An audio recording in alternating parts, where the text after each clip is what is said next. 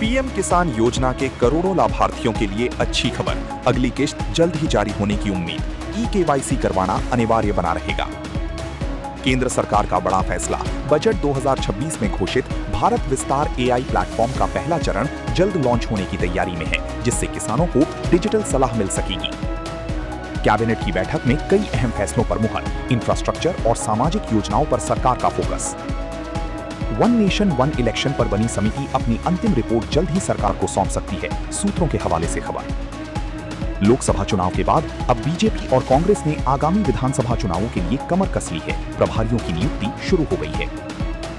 Supreme court ने एक अहम मामले पर फैसला सुनाते हुए कहा कि नागरिकों के मौलिक अधिकार सबसे ऊपर है और सरकार को इस संबंध में निर्देश दिए।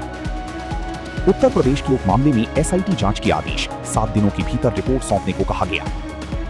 एआईएमआईएम प्रमुख असदुद्दीन ओवैसी के यूपी में गठबंधन के संकेतों पर समाजवादी पार्टी ने सधी हुई प्रतिक्रिया दी है। कहा, हम स्वागत करेंगे।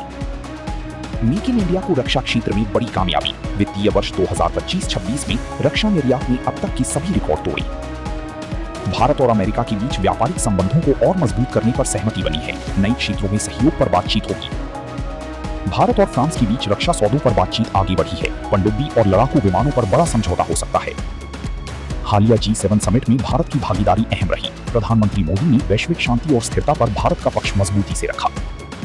यूपीआई ट्रांजैक्शन में मई 2026 में फिर नया कीर्तिमान बनाया। एनपीसीआई के आंकड़ों के मुताबिक 23 अरब से ज्यादा ट्रांजैक्शन हुई।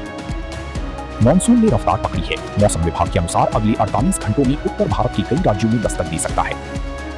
आर्टिफिशियल इंटेलिजेंस यानी एआई को रेगुलेट करने के लिए सरकार जल्द ही संसद में एक नया बिल पेश करने पर विचार कर रही है। एआई डीपफेक के गलत इस्तेमाल को रोकने के लिए सरकार सख्त कानून लाने की तैयारी में है, जिसमें सोशल मीडिया प्लेटफॉर्म्स की जिम्मेदारी तय की जाएगी। ओटीटी प्लेटफॉर्म्स पर कंटेंट की निगरानी को लेकर सरकार ने नई दिशा निर्देशों पर काम शुरू किया है।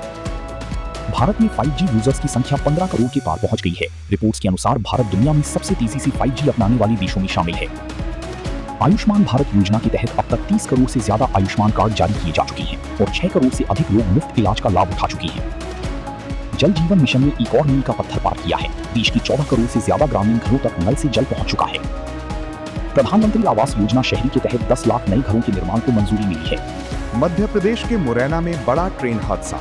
आग की अफवाह के बाद ट्रेन से कूदे यात्री दूसरी ट्रेन की चपेट में आ गए, 4 की मौत। उत्तर प्रदेश सरकार ने कानून व्यवस्था को लेकर बड़ी बैठक की। जिलों के कप्तानों को सख्त निर्देश दिए गए। बिहार में शिक्षकों की भर्ती का अगला चरण जल्द शुरू होने की घोषणा। शिक्षा विभाग ने नोटिफिकेशन जारी किया। महाराष्ट्र में मराठा आरक्षण को लेकर सरकार ने सर्वदलीय बैठक बुलाई। समाधान निकालने पर मंथन होगा। राजस्थान ने अपनी नई ऊर्जा नीति में 2030 तक 90 गीगावाट नवीकरणीय ऊर्जा उत्पादन का लक्ष्य रखा है। पश्चिम बंगाल में राजनीतिक हलचल तेज। तृणमूल कांग्रेस की एक बागी सांसद ने एनडीए के समर्थन के संकेत दिए हैं। दिल्ली में यमुना की सफाई के लिए विशेष अभियान शुरू। उपराज्यपाल और मुख्यमंत्री ने जायजा लिया। पंजाब के होशियारपुर में 11वीं की छात्रा से जुड़े मामले में पुलिस ने नाबालिग आरोपी को गिरफ्तार किया है। हरियाणा सरकार ने किसानों को पराली न जलाने के लिए प्रोत्साहन राशि देने का ऐलान किया। गुजरात की दीनदयाल पोर्ट कांडला पर कंटेनर ट्रैफिक में भारी उछाल। निर्यात को नई गति मिली। T20 वर्ल्ड कप में भारतीय टीम का शानदार प्रदर्शन जारी। सेमीफाइनल में जगह लगभग पक्की। विराट कोहली ने T20 क्रिकेट में 13,000 रन पूरे कर लिए हैं, जो इस उपलब्धि हासिल करने वाले पहले भारतीय बल्लेबाज बन गए हैं। नीरज चोपड़ा ने एक और डायमंड लीग प्रतियोगिता में शानदार प्रदर्शन करते हुए पदक जीता और भारत का परचम लहराया। पेरिस ओलंपिक 2024 के प्रदर्शन की समीक्षा पूरी। खेल मंत्रालय ने लॉस एंजलिस 2028 के लिए नया रोड मैप बनाया। महिला पहलवानों ने एशियाई चैंपियनशिप में कई पदक जीतकर देश का नाम रोशन किया।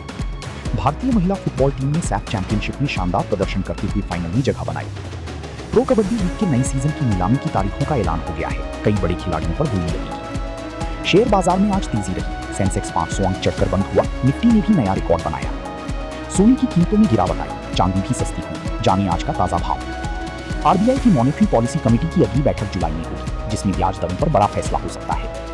भारत की जीडीपी ग्रोथ का अनुमान बरकरार। विश्व बैंक ने कहा, भारतीय अर्थव्यवस्था सही रास्ते पर है।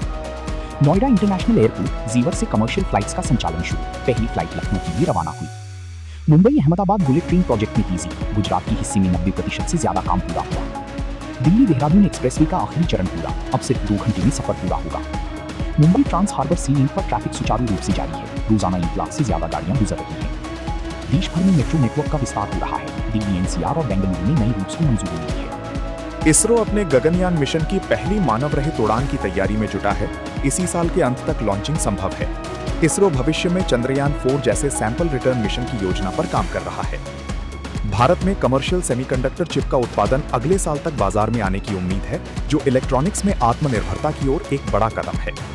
नई शिक्षा नीति के तहत 4 वर्षीय ग्रेजुएशन प्रोग्राम को देश भर के केंद्रीय विश्वविद्यालयों में चरणबद्ध तरीके से लागू किया जा रहा है। स्किल इंडिया मिशन के तहत 50 लाख और युवाओं को ट्रेनिंग दी जाएगी। इसमें नए कोर्स शामिल किए गए हैं। भारत की जन्म दर में गिरावट जारी, स्वास्थ्य मंत्रालय द्वारा जारी हालिया sample registration system SRS report में हुआ खुलासा।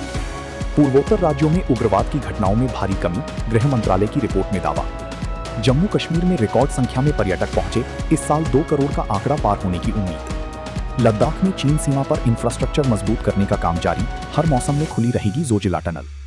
इथेनॉल ब्लेंडिंग कार्यक्रम ने जोर पकड़ा, सरकार ने 20% ब्लेंडिंग का लक्ष्य समय से पहले पूरा होने की उम्मीद जताई है।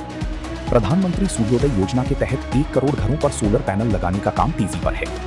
बाघों की आबादी पर अच्छी खबर, नई सर्वे के अनुसार बाघों की संख्या में बढ़ोतरी हुई है। स्वच्छ भारत मिशन 2.0 के तहत देश के और भी कई शहरों को कचरा मुक्त बनाने का लक्ष्य रखा गया है। सिंगल यूज प्लास्टिक पर प्रतिबंध को और सख्ती से लागू करने के लिए सरकार विशेष टीमों का गठन करेगी।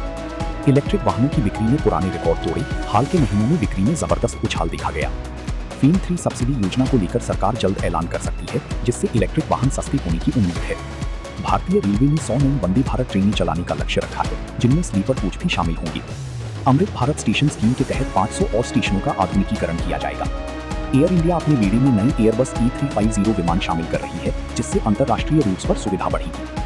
रूस यूक्रेन युद्ध पर भारत ने फिर अपना स्टैंड दोहराया, कहा बातचीत और कूटनीति ही एकमात्र रास्ता है।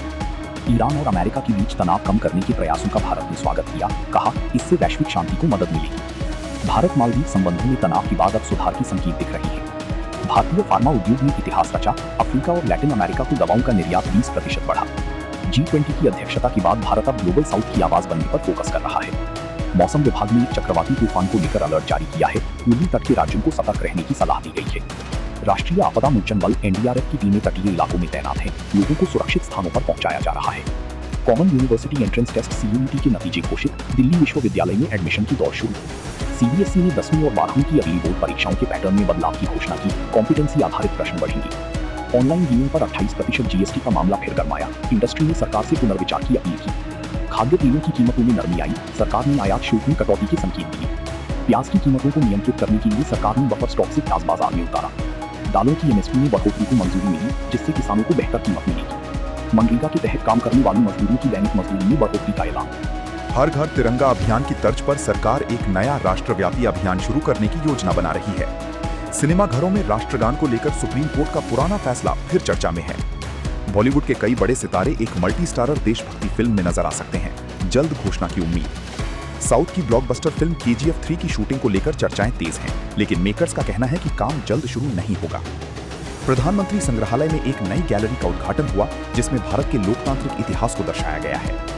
देश का पहला राष्ट्रीय समुद्री विरासत परिसर लोथल गुजरात में निर्माणाधीन है और इसका काम तेजी से चल रहा है।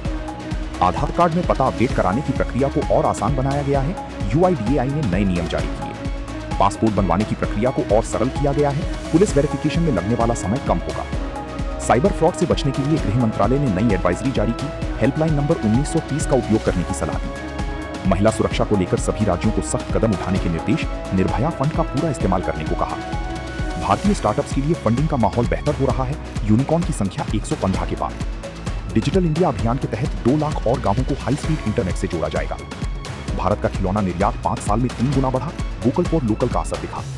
खादी और ग्रामोद्योग उत्पादों की बिक्री ने नया रिकॉर्ड बनाया है। 1 साल में बिक्री 1.87 लाख करोड़ के पार पहुंच गई। गंगा नदी में डॉल्फिन की संख्या में बढ़ोतरी के सकारात्मक संकेत मिले हैं, जो नमामि गंगे प्रोजेक्ट का अच्छा परिणाम है। भारतीय सेना ने अग्निवीरों के दूसरे बैच की ट्रेनिंग पूरी की, अब सीमाओं पर तैनाती होगी। BSF ने पंजाब सीमा पर एक और पाकिस्तानी ड्रोन को मार गिराया। ड्रग्स की खेप बरामद की। भारत की पहली हाइड्रोजन ट्रेन का ट्रायल सफल रहा। कालका शिमला जैसे रूट्स पर जल्द शुरू हो सकती है। गूगल ने भारत में अपनी जेमिनाई AI सेवाओं का विस्तार किया। अब ये कई भारतीय भाषाओं में उपलब्ध है। और 100वीं खबर, सोमवती अमावस्या के मौके पर हरिद्वार और प्रयागराज में लाखों श्रद्धालुओं ने लगाई आस्था की डुबकी।